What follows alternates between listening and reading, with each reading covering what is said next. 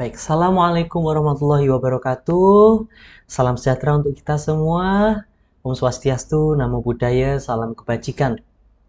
Terima kasih Bapak Ibu Guru, masih setia ya.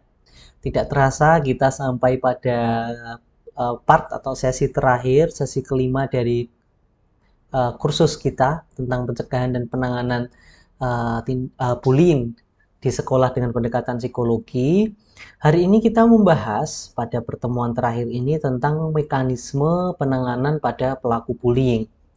Nah, di awal kita sudah bahas ya tentang bullying, bentuknya dan dampaknya. Kita juga sudah kenali ya apa saja karakteristik dari korban, pelaku ataupun saksi. Kita juga sudah belajar tentang bagaimana dan apa saja contoh-contoh program dalam dan kebijakan serta perlindungan yang mendukung pencegahan bullying di sekolah. Kemarin terakhir kita sudah belajar tentang bagaimana mendampingi anak-anak yang menjadi korban bullying dari memberikan PFA, kemudian proteksi diri hingga membantu emotional focus coping ya, kemarin salah satunya dengan pernafasan sederhana dan self talk. Nah, lalu pertanyaannya, pada pelaku bullying apa yang harus kita lakukan, mekanismenya seperti apa? Nah, jadi inilah yang akan kita pelajari pada sesi terakhir ini, yaitu tentang bagaimana seharusnya kita merespon pelaku bullying, apa saja intervensi yang bisa kita berikan selaku pendidik atau guru di sekolah melalui pendekatan psikologi. Jadi saya akan mulai dari case ini ya. Dari awal sampai akhir kita sudah belajar, kita harusnya bisa menjawab case ini. Kecuali mungkin pada pelaku diapakan, karena kita belum belajar itu. Nah, suatu hari setelah pulang sekolah, Bapak Ibu melihat seorang siswa bernama Doni ditendang oleh siswa lain yang bernama Adi di belakang kelas. Apa yang akan Bapak Ibu guru lakukan ketika menyaksikan itu? Nah, sebenarnya ini perlu diskusi ya. Apa yang perlu dilakukan ketika situasi seperti itu? Seringkali yang pertama kali dilakukan oleh Bapak Ibu guru sudah benar, menghampiri, menghentikan. Tapi kemudian setelah itu kita sangat fokus kepada pelaku ya. Artinya pelaku kita panggil, kita ini, dan korbannya kita tinggal. Mungkin kita tenangkan, habis itu kamu diapain? Oh ya sudah, Bapak Ibu guru akan hukum pelaku, sudah seperti itu saja. Kemudian korban dibiarkan begitu saja. Nah, ini bukan hal yang tepat karena yang pertama kita lakukan, kalau kita melihat kasus ini sebagaimana yang kita pelajari, kita harus memberikan pertolongan pertama psikologis dulu kepada korban. Langkah-langkah yang kemarin itu. Jadi, berikan pertolongan psikologis pertama pada korban. Nah, sembari tadi ketika kita pelajari di pemberian pertolongan psikologis pertama itu ada langkah di mana nomor 2 ya, pastikan aman. Artinya memang dipisahkan. Nah, pada pelaku disendirikan, pada korban disendirikan, diberikan PFA. Oleh karena itu penting bagi kita untuk punya gugus tugas, jadi pembagian tugas antar guru ya. Siapa yang pegang korban, siapa yang pegang pelaku. Nah,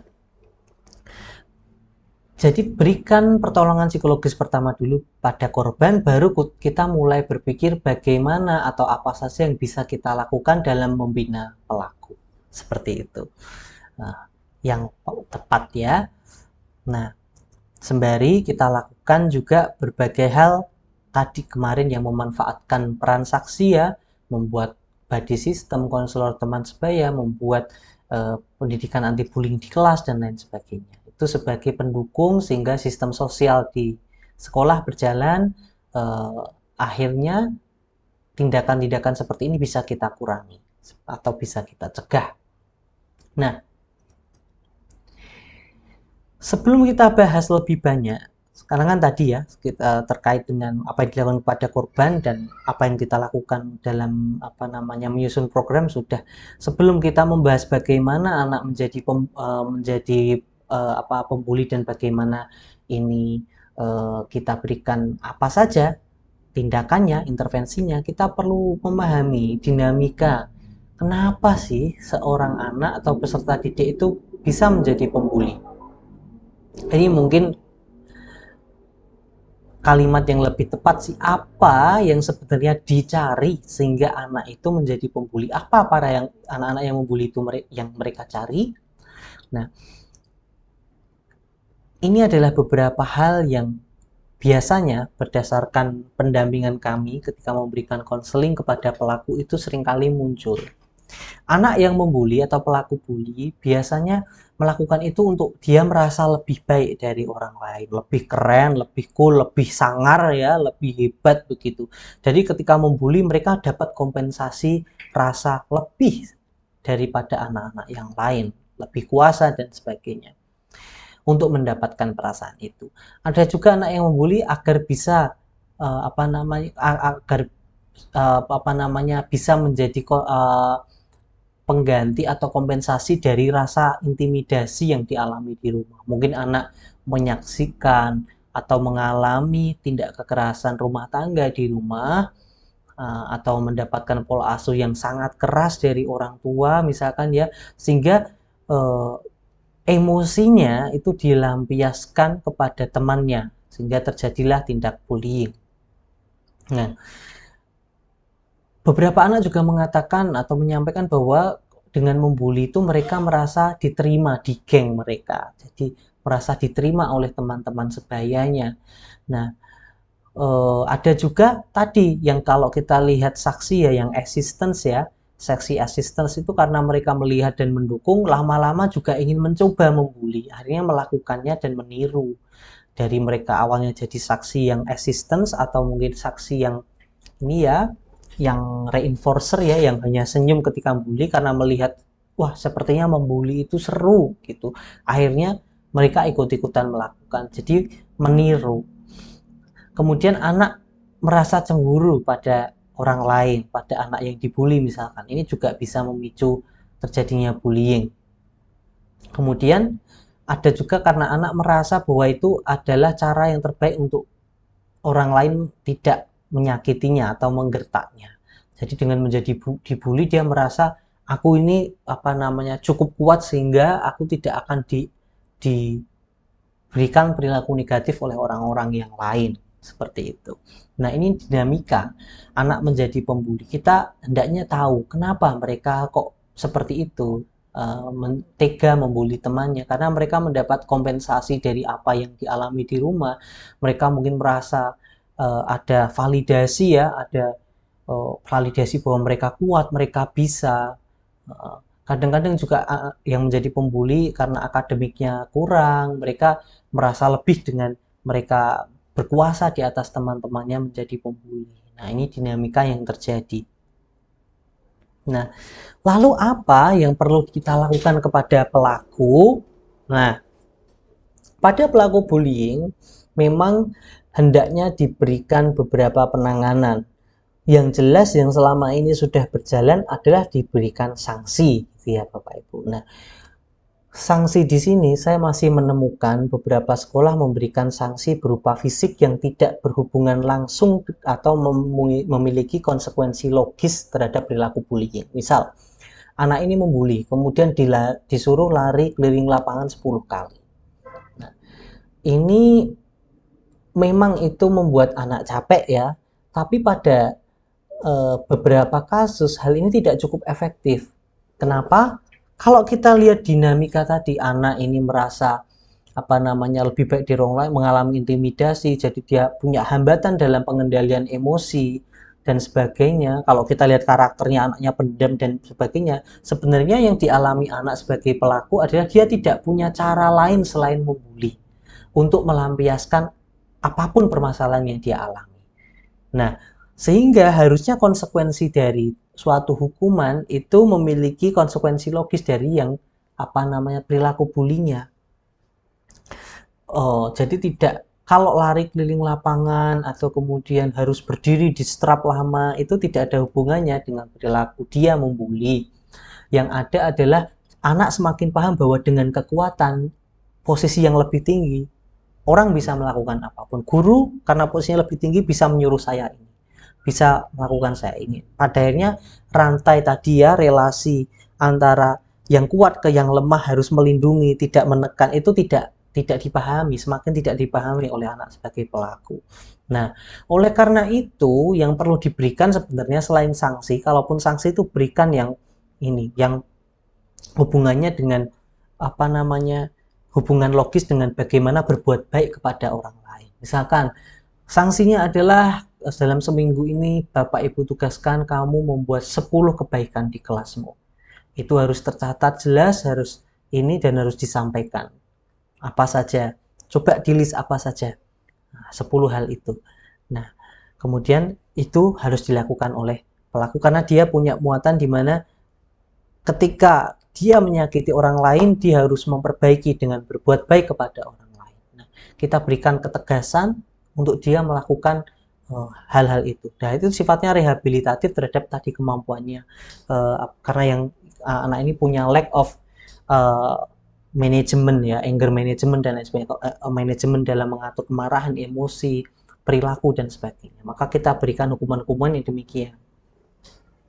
Nah, kemudian yang perlu dilakukan adalah memberikan konseling perilaku. Nah, konseling itu kan suatu hubungan ya antara guru, antara orang yang memberikan konseling, dalam hal ini guru, dan anak, yang hubungannya ini bagaimana melalui proses itu terjadi perubahan perilaku. Nah, seringkali ketika dalam sesi konseling kita terbatas pada mencari tahu apa sebabnya kemudian diberikan sanksi. Sebenarnya tidak seperti itu. Konseling itu bagaimana mempengaruhi cara pikir, cara merasakan, dan sehingga itu bisa memodifikasi perilaku anak. Nah, bagaimana konseling itu harusnya dilakukan pada pelaku? Nah, kita tidak bisa fokus pada siapa yang salah. Siapa yang salah? Karena pelaku mungkin tidak ingin merasa disalahkan, dia barangkali defensif dan membantah. Nah, dan juga tidak tidak ketemu hal yang harusnya dituju, yaitu perubahan perilaku. Oleh karena itu kita fokusnya bukan pada siapa yang salah, tapi apa yang salah. Nah, kadang-kadang Bapak Ibu guru mengatakan kepada pelaku, kamu tahu nggak kamu salah? Nah, seringkali pelaku hanya diam, tahu Bu, tapi dia tidak betul-betul memahami. Oleh karena itu, daripada fokus pada siapa yang salah, kalau itu tadi kan fokus pada siapa yang salah, fokus pada apa yang salah, langsung kita berikan ini. Misalkan kepada pelaku, oke, coba Bapak sekarang minta bantuan kamu ya, Dik ya. Coba cari tahu apa yang salah dari kejadian ini. Apa yang keliru dari kejadian ini? Misalkan Bapak kasih contoh, memukul, ini keliru. Gitu. Jadi fokusnya pada perilaku apa yang tadi dilakukan pelaku dan apa yang salah dari itu. Bukan pada siapa yang salah. Nah, jadi diskusi dengan pelaku dalam sesi konseling dimulai dari sana. Nah, kemudian setelah anak berhasil ya, dan ini tidak harus di satu pertemuan sudah. Jadi kalau dia belum bisa tahu apa yang salah, oke, Bapak Ibu kasih waktu 1 hari, besok ke BK lagi ya, sudah dengan daftar apa saja yang salah dari kejadian kemarin gitu. Nah, setelah anak bisa, kemudian kita minta anak untuk kalau itu salah, apa dampak negatifnya? Misalkan kamu mengejek temanmu kemarin, terus temanmu nangis, apa dampak negatifnya? Dampak negatif ini kalau dia bingung, apa dampak negatif bagi si korban? Apa dampak negatif bagi teman-teman yang lain? Apa dampak negatif kepada diri sendiri? Nah, kita bantu, kita ajak diskusi anak untuk membahas ini. Tapi sifatnya dialogis, jadi bukan didaktik ya. Karena yang kita kejar adalah anak punya kesadaran. Oleh karena itu di hal ini hendaknya diraih dengan cara dialogis, bertanya, konfrontasi dan sebagainya. Dan lalu setelah berhasil, kita menuju pada bagaimana aku bisa memperbaiki ini. Coba sekarang kamu sudah pintar, bisa tahu apa yang salah. kalau mukul itu salah, oh kalau menginjak teman itu salah, oh kalau mengejek teman terus-menerus setiap hari itu salah. Oke, dampak negatifnya apa? Oh teman nangis, teman sedih, dan lain sebagainya. Oh aku jadi dipanggil Bapak Ibu guru, kadang aku juga jadi sedih karena itu. Nah itu juga dampak dari negatif yang dari apa yang salah yang dilakukan. Lalu bagaimana aku bisa memperbaiki ini? Nah itu dijadikan tugas kepada anak.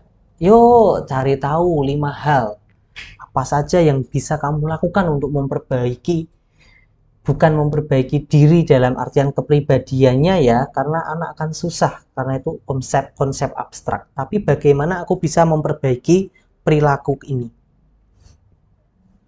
Artinya kan tadi yang salah mukul, bagaimana aku sudah mukul, sudah melukai teman, apa yang aku lakukan supaya aku bisa memperbaiki ini, memulihkan ini.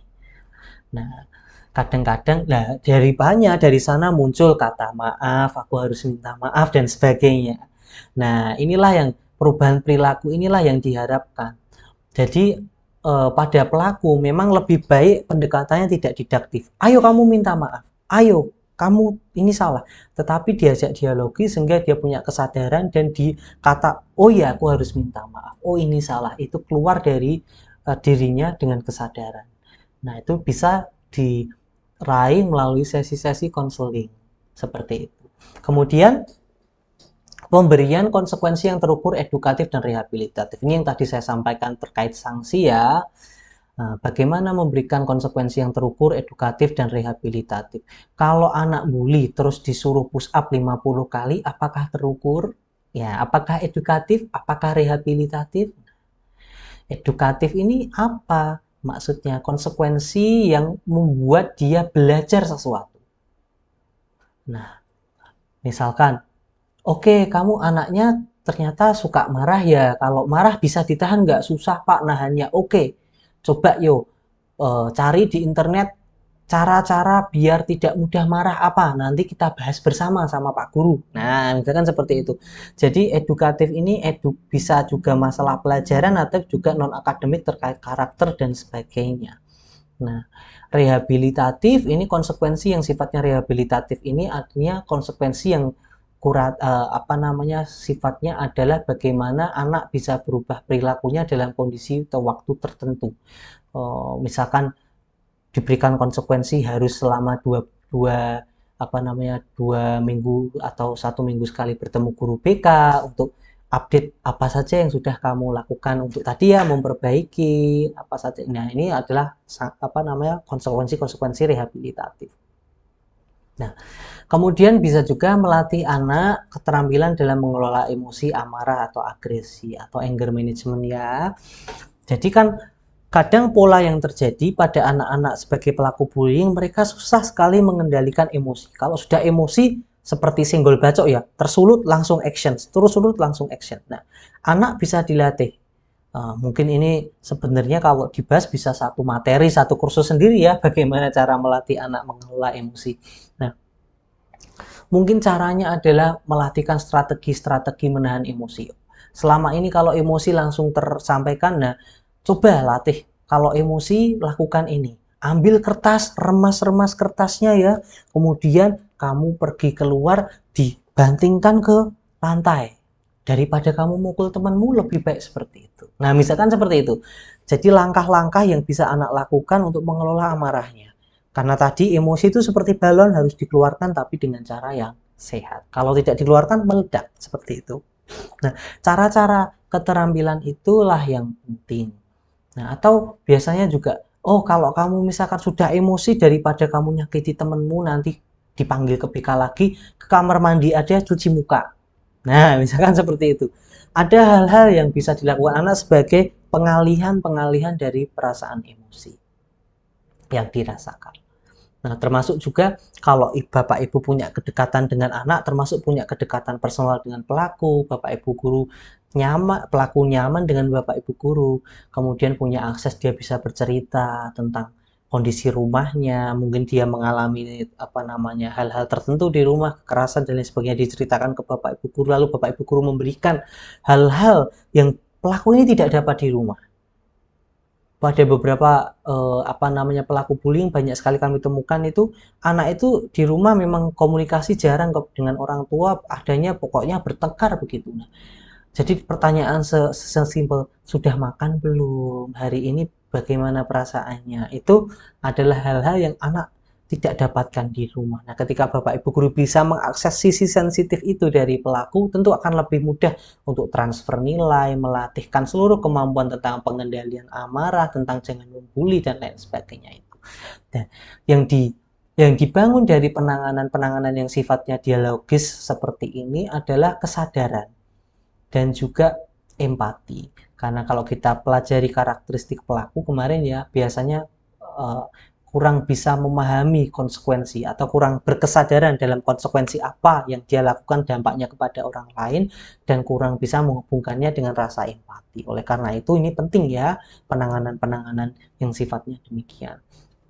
Tentu ini sebenarnya bisa dibedah ke banyak pendekatan-pendekatan, cara-cara praktis dan monggo Bapak Ibu guru silahkan untuk mengembangkan ini, mencari referensi sebanyak mungkin agar menemukan cara-cara yang baru juga dalam menangani pelaku. Pada intinya ini, jadi saya ingatkan memang kepada pelaku, korban maupun saksi itu adalah anak, kita terikat pada Undang-Undang Perlindungan Anak, jadi jangan sampai pada penanganan apalagi pelaku justru melakukan kekerasan pada pelaku.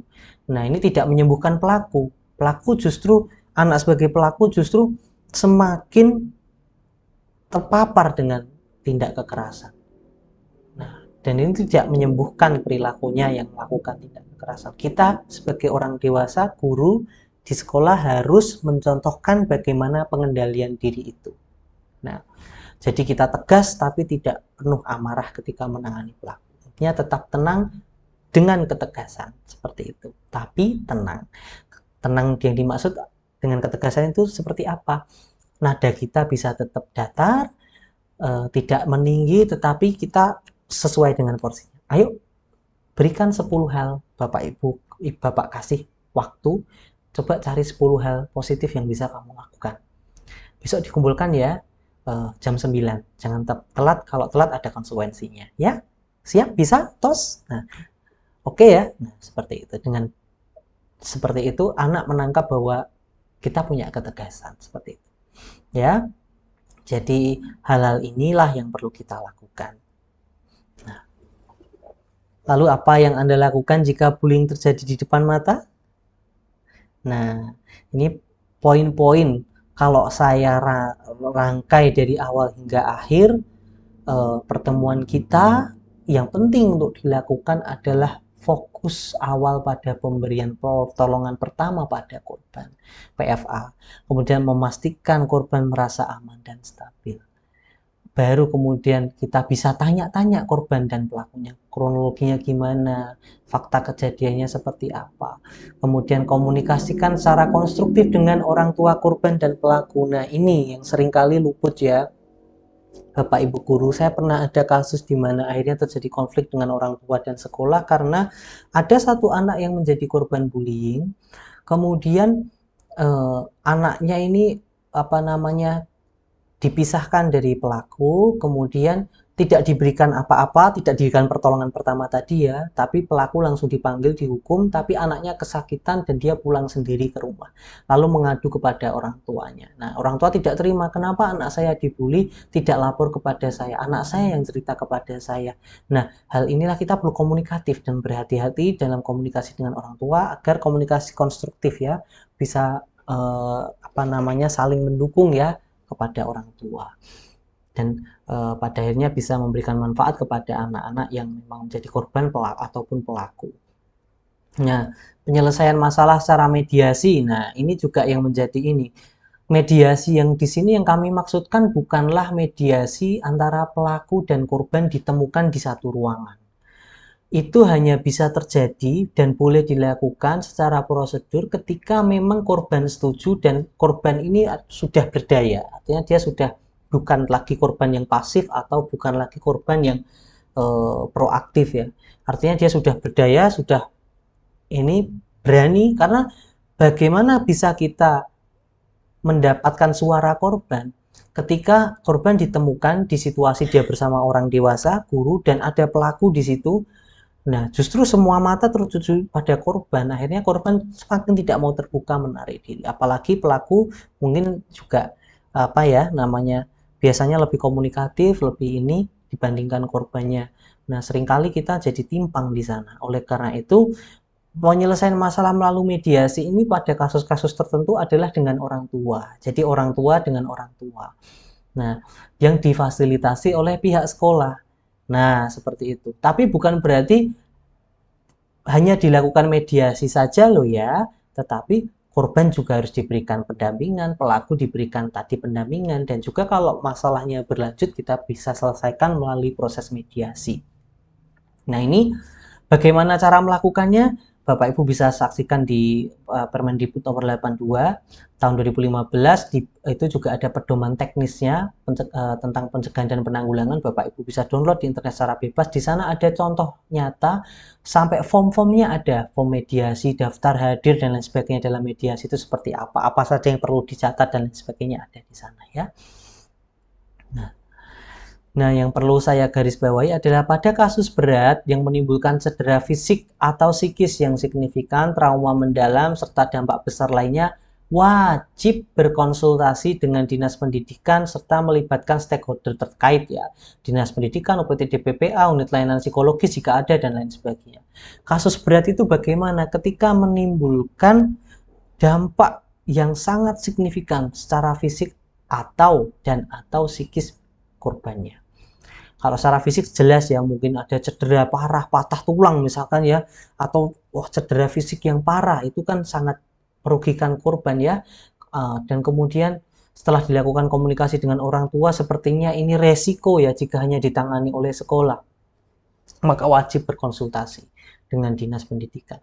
Kadang-kadang yang terjadi adalah, mohon maaf sebelumnya, banyak sekolah yang tidak melapor atau menjalin keterlibatan dengan stakeholder karena ini kasus harus ditutupi karena nama baik sekolah. Nah, justru hal itulah yang semakin memperburuk nama baik sekolah.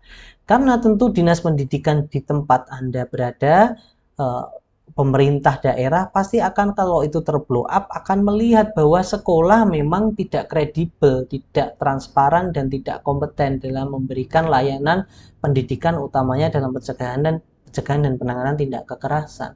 Oleh karena itu, sekolah yang baik dengan nama baik yang baik justru adalah sekolah-sekolah yang responsif. Nah, responsif dan melibatkan stakeholder pada kasus-kasus yang memang dirasa bukan lagi tupoksi atau hal yang bisa diredam oleh sekolah. Dan jadi justru dengan berkonsultasi melibatkan stakeholder, sekolah terbantu. Ya, terbantu. Seringkali yang kami temui di Kota Semarang, beberapa ya, ini tidak semua, banyak yang baik ya. Ada 1-2 oknum misalkan sekolah, kepala sekolah yang kemudian menolak melaporkan, tidak memberikan tadi pendampingan yang tepat, pokoknya hanya didamaikan saja oleh orang tua, dan orang tuanya tidak setuju damai karena anaknya pelaku tidak diberikan tadi konsekuensi yang jelas. Kemudian korban juga tidak diberikan pertolongan yang jelas. Nah, akhirnya orang tua langsung melapor kepada kepolisian. Nah, dari sini justru sekolah mendapat teguran dari pemerintah. Kenapa hal-hal yang sifatnya risiko tinggi dan perlindungan anak itu tidak main-main, dilindungi dari level undang-undang sampai peraturan daerah. Kenapa sekolah menutupi? Nah, hal-hal inilah yang saya kira kita sebagai pendidik, sebagai guru perlu bijaksana. Memang ketika kasus-kasus ini ringan, sedang kita bisa tangani. Kalau memang kasusnya berat dan beresiko, lebih baik memohon bantuan dan melibatkan stakeholder, karena stakeholder punya perangkat-perangkatnya, punya SOP-nya, punya penanganannya, dan lain sebagainya. Kami bekerja di Kota Semarang sebagai konselor juga setiap hari mendampingi dan menangani kasus-kasus tindak kekerasan, bullying di sekolah, juga karena ada kerjasama dan ada rujukan dan sekolah-sekolah melibatkan. Nah, dengan itu justru sekolah tahu harus berbuat apa, anak sebagai korban mendapatkan layanan, anak sebagai pelaku mendapatkan rehabilitasi, orang tua juga bisa saling konstruktif bersama. Akhirnya ditemukan suatu solusi yang win-win solution, dan muaranya adalah perlindungan kepada korban, anak sebagai korban. Nah, inilah yang kita harapkan semuanya gayung bersambut untuk sama-sama menangani, mencegah kasus bullying bersama-sama. Seperti itu Bapak Ibu. Ini adalah quote, kata-kata untuk menutup sesi kita ya selama 5 sesi ini. Pendidikan adalah kemampuan untuk mendengarkan hampir semua hal tanpa kehilangan kesabaran atau kepercayaan diri. Saya tahu mungkin kasus-kasus di sekolah banyak, Bapak Ibu pasti diuji dengan setiap hari dengan berbagai permasalahan di sekolah. Nah, semoga dengan itu, karena kita adalah pendidik yang baik, kita tidak kehilangan kesabaran atau kepercayaan diri. Kita harus tetap confidence, kita bisa melakukan pendampingan dengan cara yang baik dan cara yang benar untuk kemajuan pendidikan kita bersama. Seperti itu Bapak Ibu. Semoga tentu apa yang saya sampaikan ini banyak barangkali tidak tepatnya, barangkali juga ada sedikit hal yang bisa diterapkan karena ada kadar benarnya. Oleh karena itu barangkali ada yang kurang tepat, saya mohon maaf sebesar-besarnya. Barangkali ada yang bisa diterapkan, saya mohon untuk bisa diterapkan dalam kehidupan sehari-hari kita sebagai pendidik di sekolah. Nah, akhir kata saya sangat berterima kasih. Semoga apa yang kita bincangkan 5 hari ini tidak sebatas menjadi ini ya, kepuasan intelektual ya, artinya kita hanya puas secara intelektual membahas tapi hanya sebatas itu saja. Semoga tidak seperti itu, semoga berbuah menjadi praktik nyata kita kepada anak-anak, sehingga anak-anak di sekolah semakin terlindungi, dan dengan itu kita juga semakin bangga melihat anak-anak bisa berkembang dan kita punya sumbangsih walaupun kecil dalam kehidupan mereka, baik anak sebagai korban bullying, anak sebagai saksi, maupun anak sebagai pelaku bullying. Semuanya kita layani sesuai dengan kebutuhannya dan sesuai dengan proporsinya. Terima kasih. Semoga Bapak Ibu guru senantiasa sehat, sejahtera, dan dimudahkan dalam menjalankan tugas sehari-hari. Akhir kata, Assalamualaikum warahmatullahi wabarakatuh. Selamat malam, selamat pagi, selamat sore, selamat petang, tergantung dari Bapak Ibu guru menyaksikan video ini. Sampai jumpa di sesi kursus dan pelatihan selanjutnya.